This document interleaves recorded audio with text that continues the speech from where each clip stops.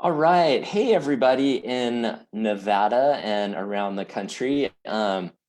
This is Ryan with Plan Chats with Ryan. Hope everyone had a great 4th of July weekend. Um, Staying socially distanced, of course, and wearing your masks. You got to wear those masks in public. But hope everyone had a great holiday weekend.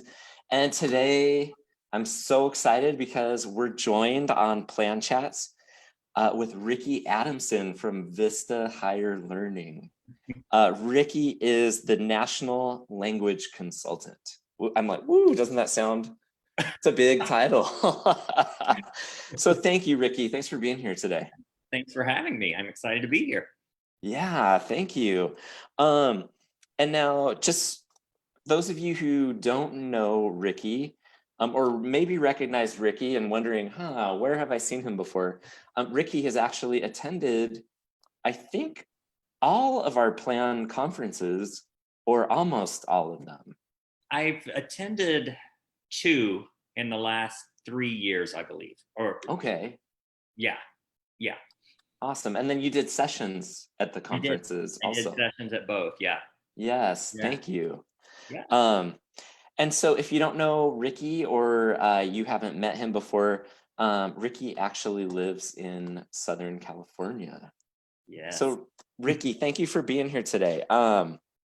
Tell us a little bit about your background in education and what got you involved in world languages. Okay, so I was a French teacher for 14 years, and along the way, I taught English, 10th and 12th grade English. I'm not certified, but I did it. I taught Spanish. I'm not fluent, but I did it. They learned Spanish with a French accent. Um, and I taught reading improvement. And then I was a literacy coach for a year at a high school, and then director of world languages for Dallas before I moved into publishing. So that was kind of my how I got to where I am. But I had wanted to be a teacher since I was in first grade. And as I, each year I wanted to be a teacher more and more. And then in eighth grade, my middle school, I was in a class of 326, something like that. And my middle school offered one eighth grade French class, and you had to test to get into it. And so I was one of 15 students that tested into that class and started my journey with French. Well, I fell in love with it. And then when I got to high school, my high school French teacher, she really mentored me and encouraged me. And I just kept falling more and more in love with languages. And so that is what got me to become a French teacher. Wow, and did you teach all levels of French or beginning French, advanced French? I taught everything over the years. I taught both middle school and high school. And so I taught everything from exploratory French to AP French over that time period. Oh, awesome. What was your favorite level to teach? French 1. I French love 1. teaching French 1. Um, I loved it because I loved seeing how far I could take them, how far on that path to proficiency I could get them, and to get them excited about French and French speaking cultures and all of that. That was my favorite. And I liked doing French 3 as well. That was fun. And then in your school, was AP the 4th level of Yes. French? It was. Mm-hmm. Well, it's interesting though, and I don't know if any teachers in Nevada have had this experience. The year that I taught AP French, it was a combined class with French 3, French 4 regular, and French 4 AP all in the same class. So, so that was a bit of a challenge. Yes, I think our Nevada French teachers, I'm sure, could relate. Probably. I've seen some times they've had like 3 or 4 different levels in one French class. So, Wow. Yeah. so And talk about differentiated instruction. oh yeah, I mean, and that's hard. It's like you've got your French 3 kids over here at one level, your regular French 4 who aren't going to take the AP test, and then your French 4 AP that want to take the AP test, and trying to manage it all. It was a challenge, but looking back on it, it was a challenge worth having. Yes. Yes. Awesome. So something I've always wanted to ask you about, Okay. because we're friends on Facebook, Yes. and you post some very interesting posts with school buses. And so those of Yeah. you that aren't friends with Ricky on Facebook, he consistently posts this special place he has in his heart for school buses. And I've always wanted to ask him about this. So this is the perfect opportunity. Okay, so I grew up in Arkansas, and my grandparents, my grandfather and my grandmother, were both school bus drivers and worked for the school district. My grandmother worked in the cafeteria as well. And so they, in that district, we lived about 7 to 10 miles north of town. And drivers could just keep their buses at home if their routes were out there. So my grandparents parked their buses right beside their house.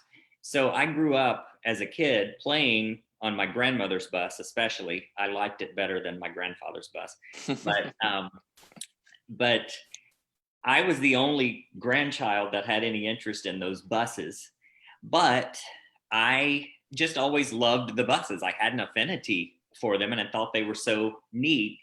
And I could even, there were 3 buses that came past my grandmother's house, including hers, and I could hear the buses coming, and I always knew which bus was hers. I could tell the sound of the engine was hers. And so that's where the interest in buses started. And then I drove a school bus when I was a teacher. I drove a bus for 12 years. And I started driving the bus the year before I started teaching, and then drove after that. So yeah, that's where my interest in buses came. And I now own my grandmother's old bus. When the school district sold it, I bought it. And then the school district called me 2 years ago. I'm living in California, and they called me from Arkansas, and they said, "We're about to sell your bus, the bus you drove. Do you want to buy it?" And I said, yes. So I own my bus and I own my grandmother's. You have a fleet. I have a fleet. Yeah. Where do you keep these buses? You don't keep them in Southern California, do you? No, they're in Arkansas. They're actually at my grandmother's house. So. How awesome. Did the buses have names? Did you name the buses, or? No, I never named the buses, but I just, whatever their bus number. My grandmother drove bus 8 and mine was 11. So, when I call and talk to my grandmother, she has it set. My grandmother's 90 years old now, but she has her TV set to where the phone number comes up on the TV, and she recognizes my number, and she will answer the phone, and she'll say, "Well, hello, 11." And I'll say, "Well, hello, 8." Ricky, what are you going to do with these buses? I would like to restore them back to the way they were when they were new, the way they were when my grandmother drove her bus, when I drove mine, but that's it can be costly, and I'm not there. So right now there's not much going on with them, but that's my goal. In Nevada, if you ever want to get rid of the buses, which you probably don't, in Nevada, there is Burning Man, and people are looking for old buses constantly because they turn them into like nightclubs and dance parties and stuff. That's pretty creative. I mean, yes. That's a creative use for buses. I have seen some old buses where they took part of the back off and made it almost like a back porch, and drive around town, and people are sitting on the little back porch. So. Well, Ricky, so you work now at Vista Higher Learning as the national language consultant. So tell us about your role with Vista Higher Learning. Okay, so In my role, there's several of us. Like I'm not the only national language consultant. There's several of us, but we go and we do the sales presentations when schools are ready to adopt a new program, and we also do training. So if schools adopt our programs, we go in and we train them on how to use the programs. We provide support along the way, even after they've, it could be 2 years after they've adopted and they need a training or they have a question, they contact their sales rep. And, a lot of times they'll send me in to do a follow-up training or a more advanced training. I've done some of the writing for different parts of D'accord, the French program. And so it's kind of a little bit of a lot of things. And then like with my email, teachers email me and I'll respond, and then provide support to the sales reps, with content and things like that. So that's pretty much what I do.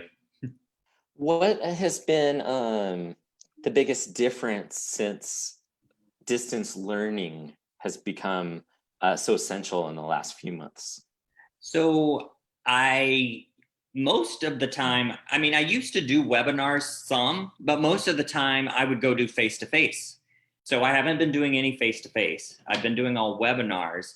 But what's been interesting is that now when I do the webinars, instead of just showing teachers, how the program is set up and what we have online, they're really looking for concrete ideas of what they can do and assign out to their students to do from home, and just they're looking for tools, because this is a whole new for everyone. So they need new tools for their toolkit.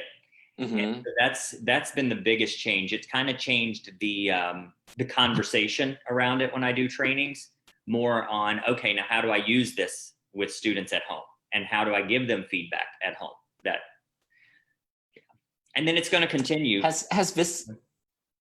Yeah. Oh, yeah. I was going to ask you, has Vista Higher Learning been? I'm sure the answer is yes.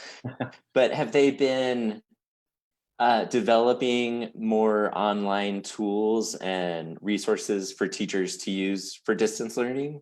Honestly, they have some webinar type things that they've done to help teachers, but I can honestly say, and I'm not trying to this is not a sales pitch, I'm just saying the tools they already have in the super site are more than enough, for teachers who are doing something remotely. But Vista is good about always listening to teachers, and then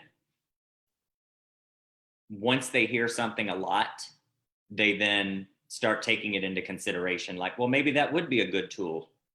Teachers keep asking for this, so maybe we should add it. So they're always looking to improve and go to the next level.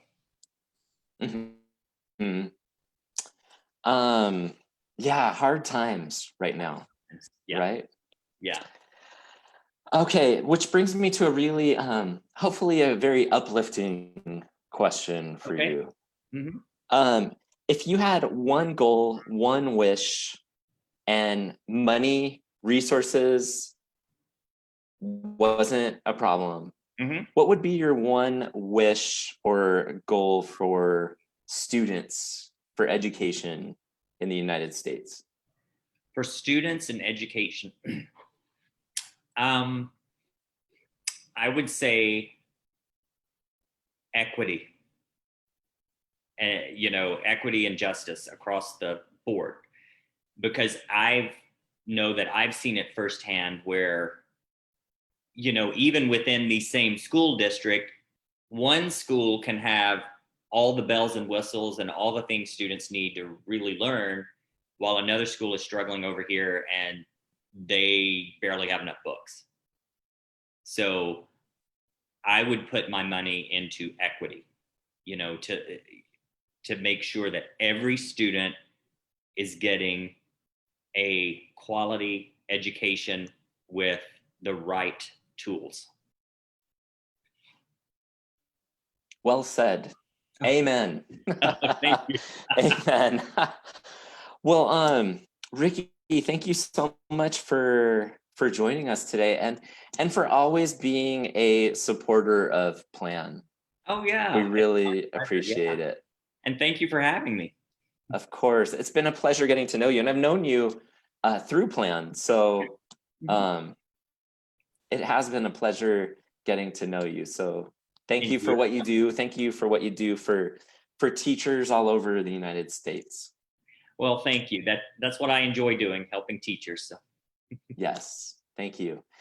And so that'll do it for Plan Chats today. Next week, we will be back with a very special guest from right here outside of Reno in Fernley, Nevada. Her name is Zeidel. She is a world language teacher, and you will meet her next week. So be safe, everyone, and have a great first week of July. Bye.